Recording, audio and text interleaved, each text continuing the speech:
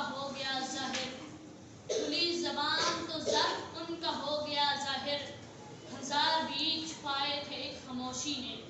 سامعین محترم، خاموشی بڑی عظیم صفت ہے۔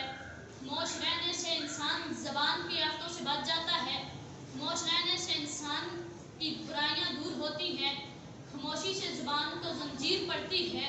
ہمارے نبی اکرم صلی اللہ علیہ وآلہ وسلم کا ارشاد ہے، من صمت نجا، جو خاموش رہا وہ نجات پا گیا۔ خاموشی ہمارے پیارے نبی اکرم صلی اللہ علیہ وسلم کی صفت تھی۔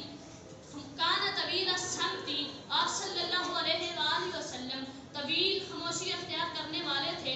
اسلام نے گفتگو کی مذمت کی، اسلام نے فضول گفتگو کی مذمت کی ہے، اس لیے ہمیں چاہیے کہ جب بھی بات کریں خیر و بھلائی کے الفاظ نکالیں، ورنہ خاموش رہیں۔ بری باتیں کہنے سے، گناہ کرنے سے یہ بات تو بہتر ہے کہ خاموش رہیں۔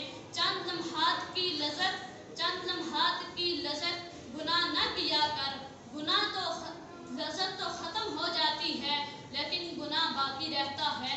چند لمحات کی سختی نیکی نہ چھوڑا کر، کیونکہ سختی تو ختم ہو جاتی ہے لیکن نیکی باقی رہتی ہے۔